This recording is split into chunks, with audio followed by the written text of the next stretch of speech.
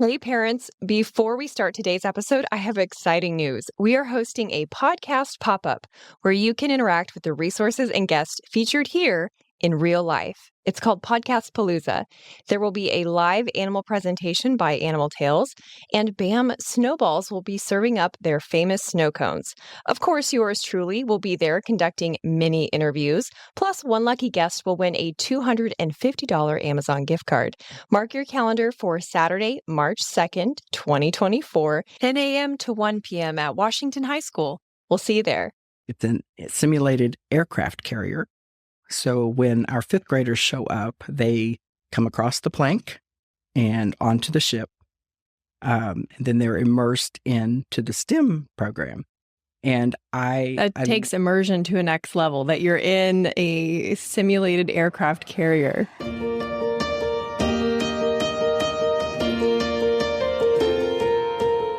Welcome to the Voices United in Education podcast.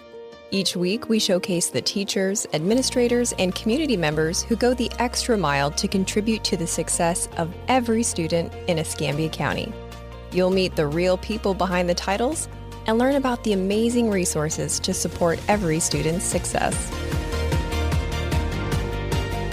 One of the challenges parents face is helping their kids overcome academic setbacks.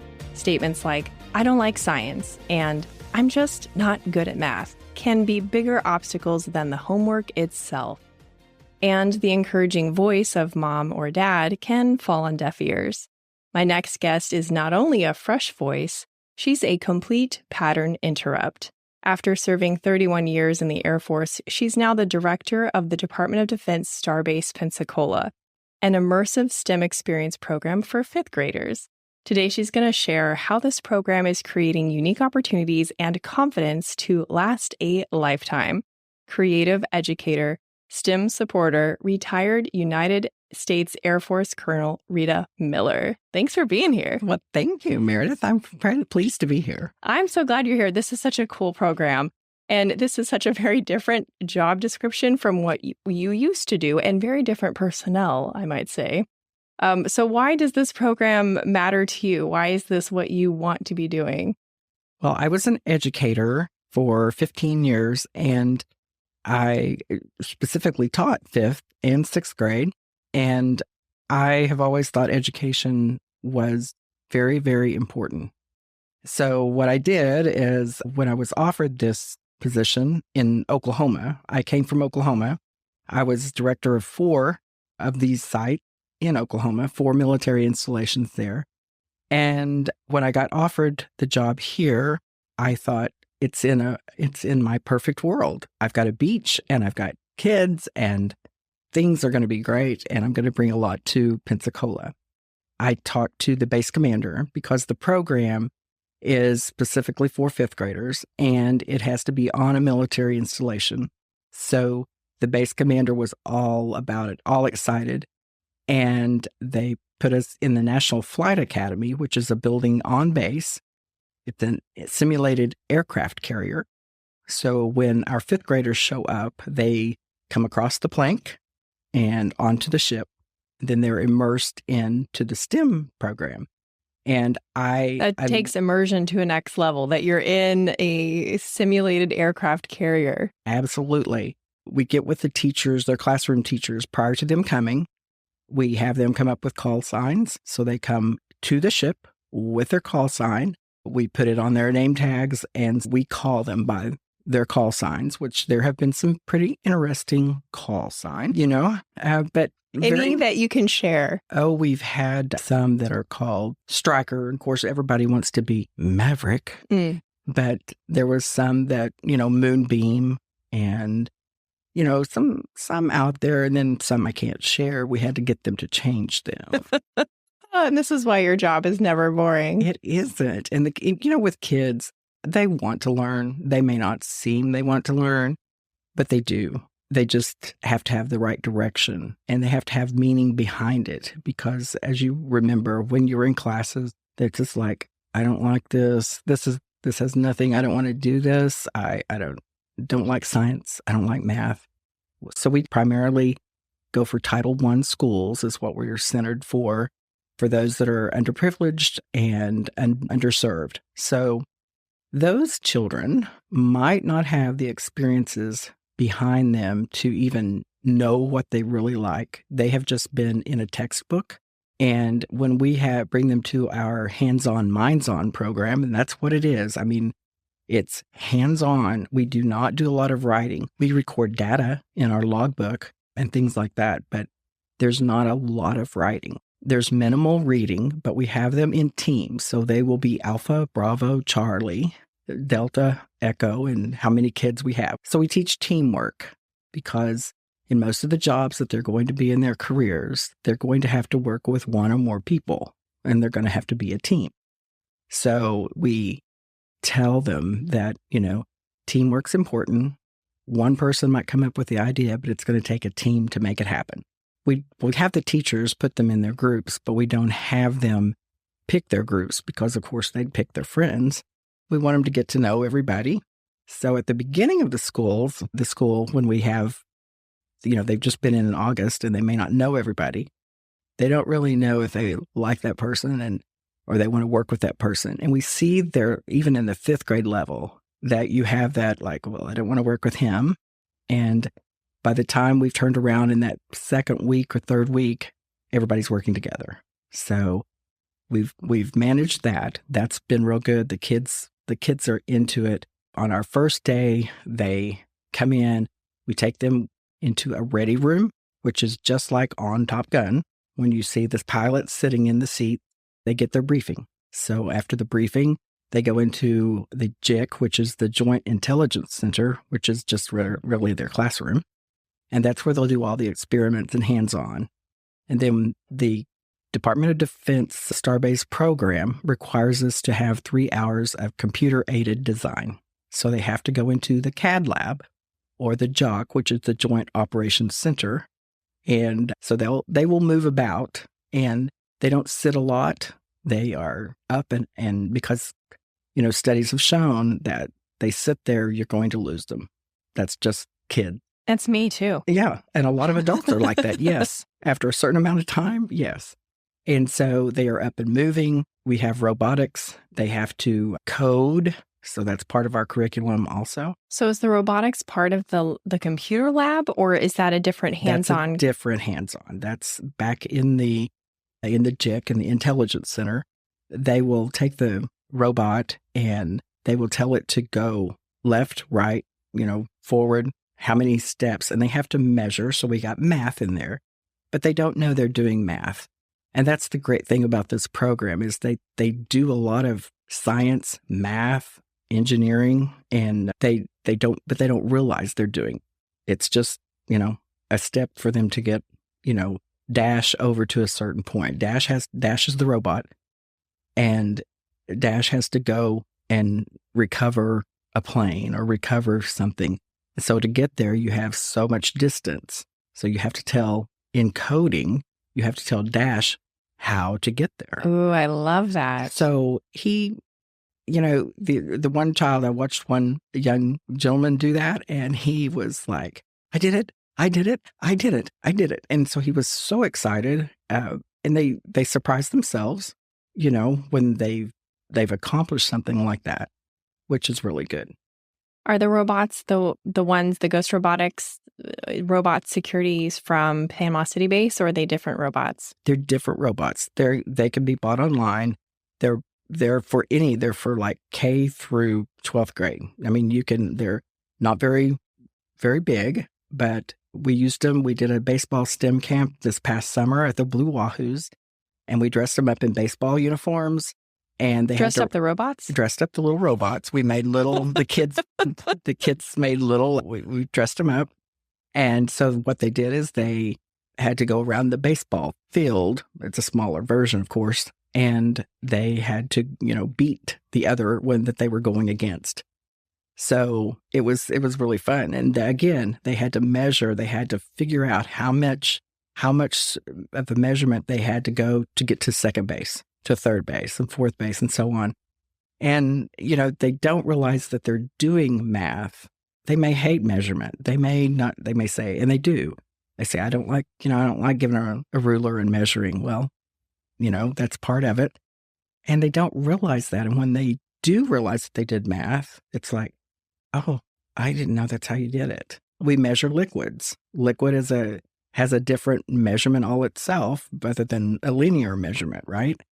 And they do great at that. They learn that there's, the meniscus in the flask or in the graduated cylinder. And they go, oh, that makes a difference in the measurement. It's not just a straight line.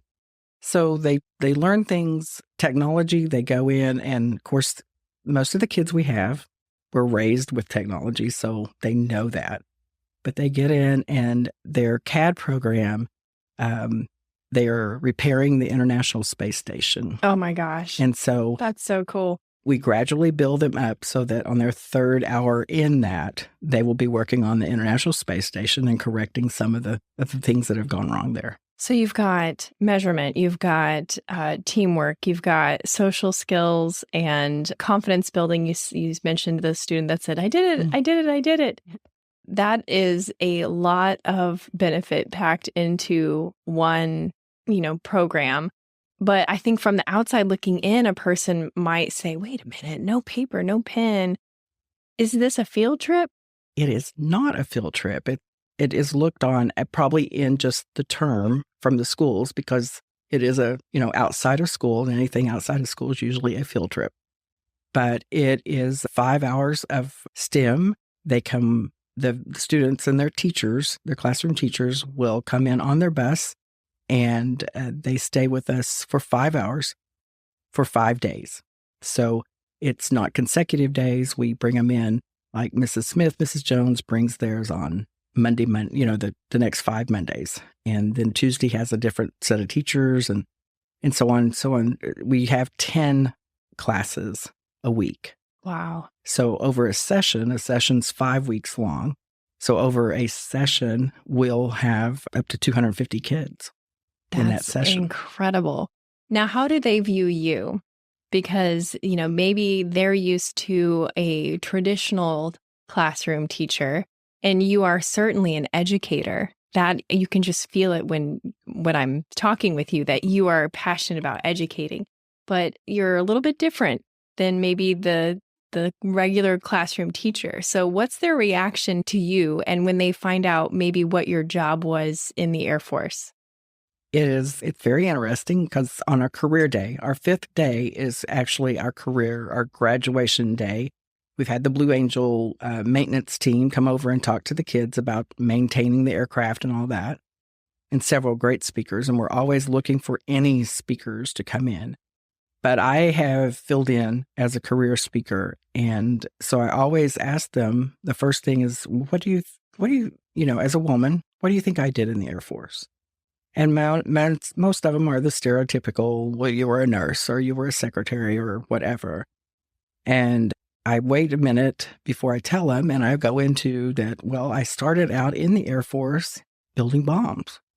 And most of them look at me with their little mouths open like, what? You're a woman?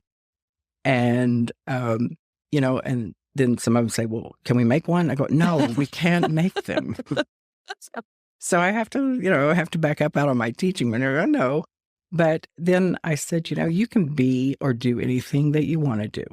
I said, I would have never seen me. I said, I was 24 when I started building bombs. I would have never seen me doing anything like that, but I was taught to do that in the Air Force. And it taught me that I can learn anything because I had always stayed away from anything that had ammunition. I mean, I grew up with 3 brothers and they, went hunting and all that, but I never did. So I wanted to do something different. So I challenged myself. And that's what I'd like the kids to do is challenge yourself to do something that you haven't done before, but you have an interest in it. If you like something, you'll go for it anyway. But if it challenges you, it may make you stop and think, oh, I don't want to do that. And I think that the kids, they have to know that it's okay to fail.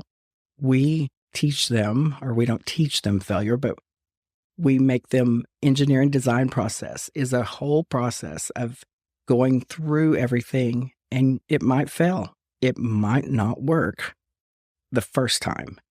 It might not work the second time, but there's a lot of things that we use every day that I tell the kids, you don't know how many times it took to get it to how they wanted it. And I said, it doesn't come out of the production just like it, for how it's supposed to be and perfect. And the kids will go, yeah. So they don't look at it as, it's just to look at it and go, I'm going to redesign it. So what can I change? And that's a whole lot of the engineering design process built around what can I change to make it better? So they learn that, and that's beneficial to them in many things. Redesigning failure. Mm-hmm. I love that. You mentioned to me off mic that the program additionally teaches them how to think, not what to think. That is a tall order.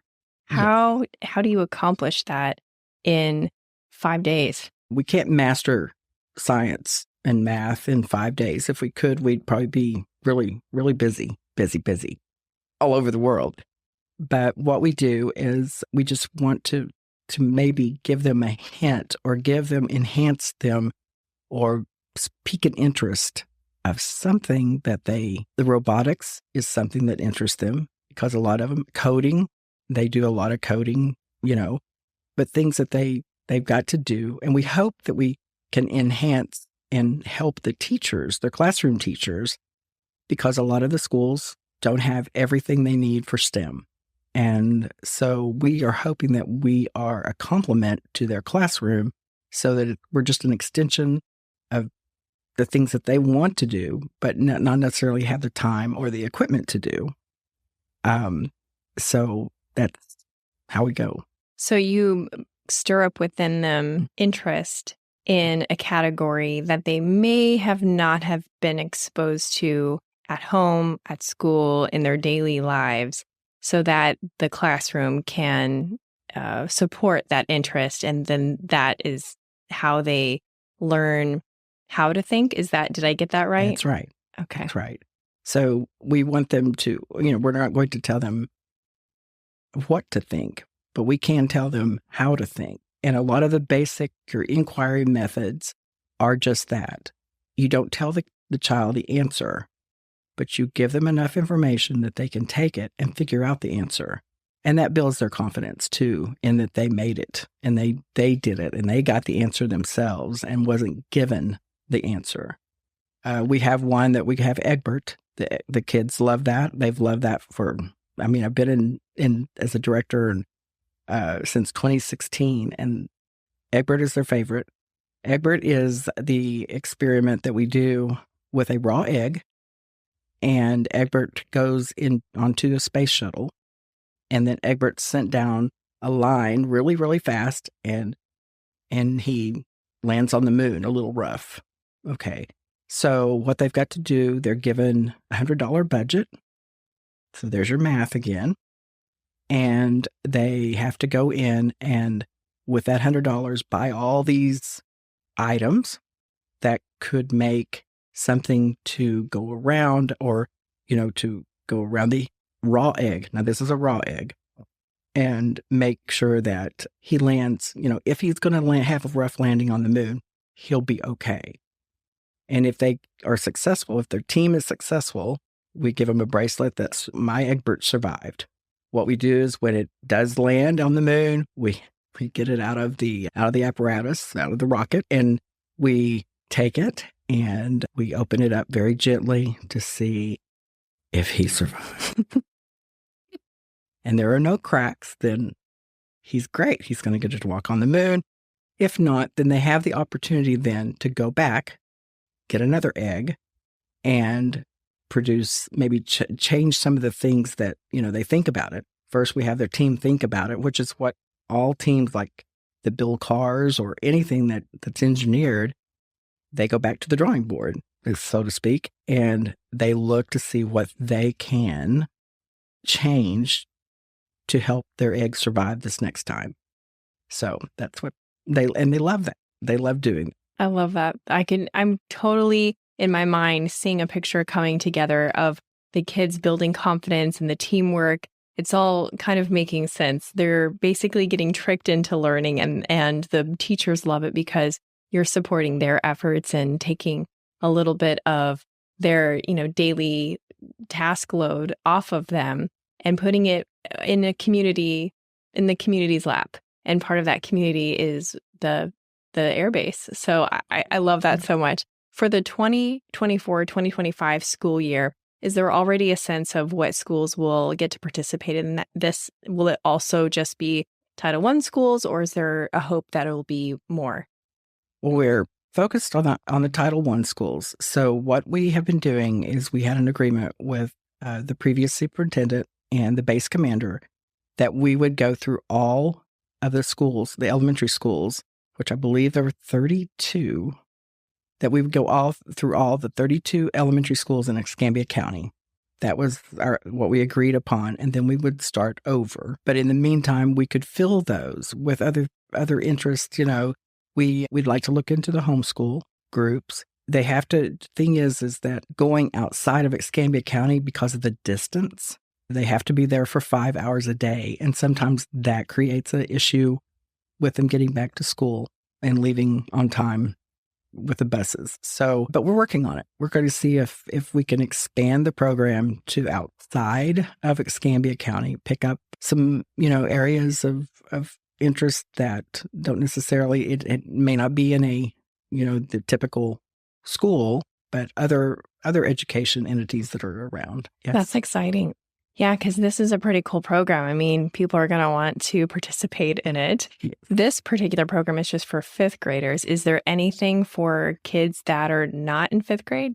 We're in the middle right now of planning our summer camps, which is a week-long summer camp on base. So access to the base was a problem before, but we can work around now where they could come in the back gate of the base and get in at 9:00. So we just might have to shorten the hours, but we might be able to do a one where anybody can sign up for it. We do have 1 week that we give just to the military dependents as a thank you for, supporting us and everything. So we have the military dependents come in. We are going to offer this year in July, I believe, it may be June, this summer, a Girls in Space camp for just the girls, and it will be in grades 5th through 8th. Wow. Oh, how exciting. And then we are going to see and make sure that we can come back to the Blue Wahoos and do a week there of STEM, and that's a sign up too for anybody outside in the community. If they would want to sign up for that, how would they go about that? The best way to do that is through our Facebook. It's STARBASE Pensacola. We put out that we've got our, summer camps available, and it's an easy sign up. We need to know about, the kids and what age they are, but it would be the ones that are coming into 5th and going, specifically for the girls camp, it would be the ones going into 5th and are going into 8th. So our other camps, we do 4th through 6th grade.